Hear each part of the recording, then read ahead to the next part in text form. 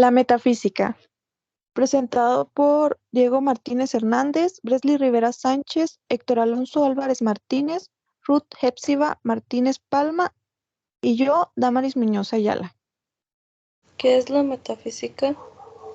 Es una de las ramas de la filosofía, que significa que va más allá o después de la física, también llamada filosofía primera por Aristóteles. Se ocupa fundamentalmente del ser en tanto ser. En vez del debe ser, la metafísica trata en primera instancia las cuestiones del ser. Así bien, es el intento de la razón para explicar y entender la realidad. En un concepto un poco más entendible, cuestiona por qué las cosas son lo que son y no de otra manera. La ontología es la rama de la filosofía que se encarga del estudio del ser, la existencia y la realidad. Explica y proporciona una estructura detallada de un objeto de conocimiento. Es decir, se dedica al estudio de lo que existe y trata de dar una explicación semántica a la existencia. Su objetivo es estudiar al ser y sus propiedades, tratando de responder preguntas generales como lo son el tiempo, el espacio o qué hace a un objeto real. Su utilidad es compartir el conocimiento entre diferentes actores, estudiar la manera en la que estos y sus entidades se relacionan. Su principal función es codificar el conocimiento y definir las relaciones que existen entre los conceptos del conocimiento. ¿Qué es el ser y qué es un ente? Para Aristóteles, la sustancia es el objeto en la que descansan las propiedades. Por ejemplo, por el cual predicamos los rasgos, como el ser ateniense, el ser un maestro, el haber sido condenado a muerte, entre otras.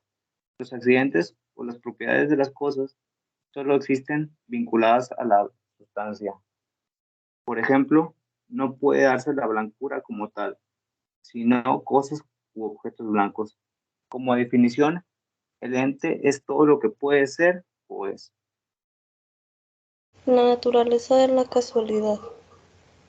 Se refiere al principio o al inicio de algo.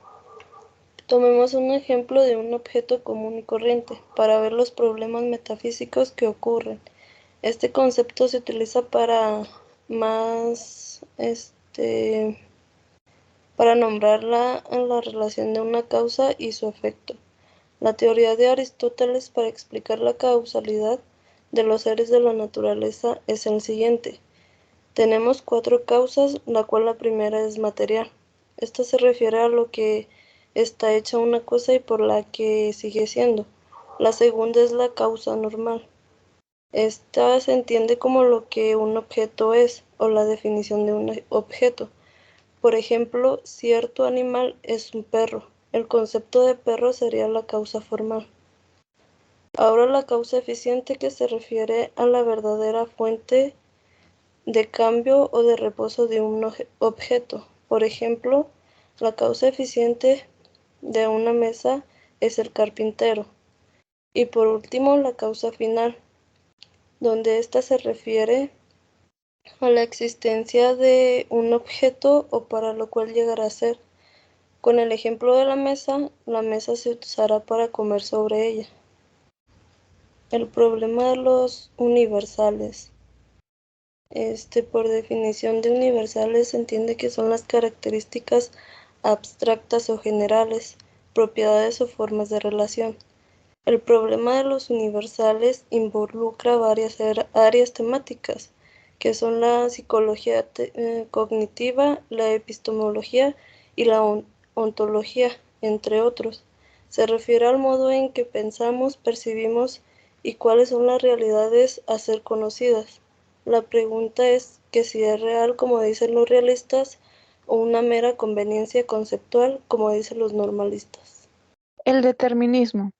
Uno de los representantes más característicos del determinismo mecanicista fue Laplace, quien formuló hipotéticamente la existencia de una superinteligencia capaz de calcular con la misma precisión lo acaecido y el futuro a partir de una información exhaustiva del universo en un instante cualquiera de su transcurso.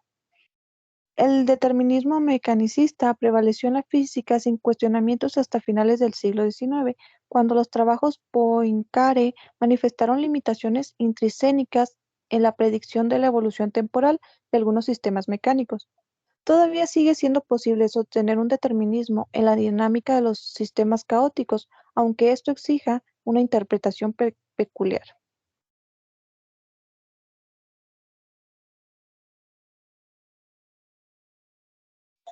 La relación mente-materia. La controversia sobre las relaciones entre la mente y la materia es tan añejada como la filosofía misma. La materia es pública, todos podemos palpar los mismos objetos y con las restricciones legales oportunas de los mismos cuerpos. Sin embargo, la mente es privada, cada uno tiene la suya, supongámoslo así con generosidad, y nadie puede acceder al contenido de otra salvo por medios indirectos basados en inferencias plausibles.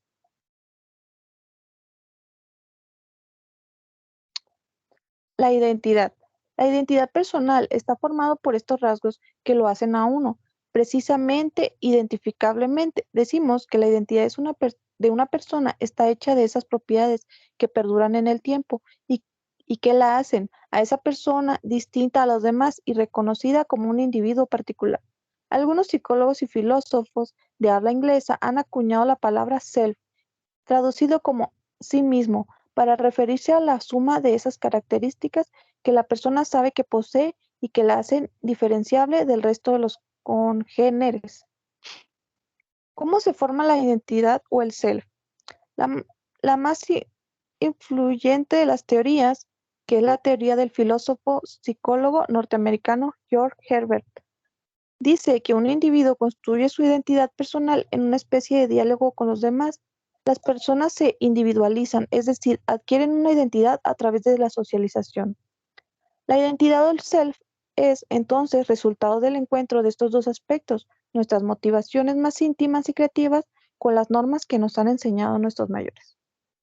En la metafísica, Aristóteles observa que el cambio consiste efectivamente en el pasaje del no ser al ser, pero que no se trata ahora del no ser y el ser absolutos, sino del ser en potencia y del ser en acto, es decir, del pasaje del no ser en el acto al ser en el acto, o del ser en potencia al no ser en potencia. Si se va caminando desde la plaza 1 a la plaza 2, este movimiento representa un pasaje del ser en potencia en la plaza 2.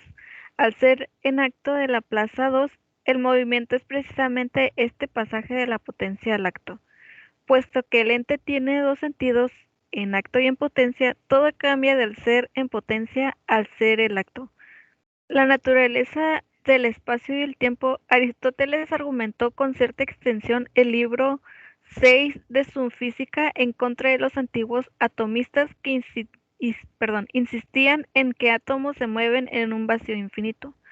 Aristóteles afirma que la falta de la resistencia produciría velocidades infinitas, que la homogeneidad del vacío excluía la existencia del movimiento natural, que para Aristóteles se basaba en la distinción entre arriba y abajo y que el vacío también impedía el movimiento violento, que necesitaba un médico externo para la propulsión continua. Los elásticos abrazaron esta visión plenum frente a la atomista Vacuum. Los objetos y sus propiedades. El principal objeto de la metafísica es criticar la idea de Platón mediante la esencia de los entes y de los principios del ser, el cual se dice de muchas maneras y reflejar la esencia del ser. Las propiedades de la metafísica indican que los principios y causas de todo lo existente estudian un ser determinado, concreto en general, a diferencia de otras ciencias.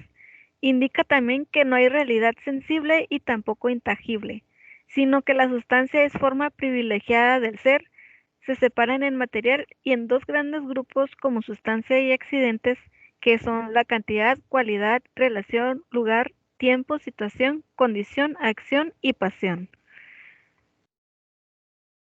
También la ciencia son de los primeros principios y causas de todo lo existente, al ser en general sobre la esencia, a diferencia de otras ciencias que estudian un ser determinado concreto.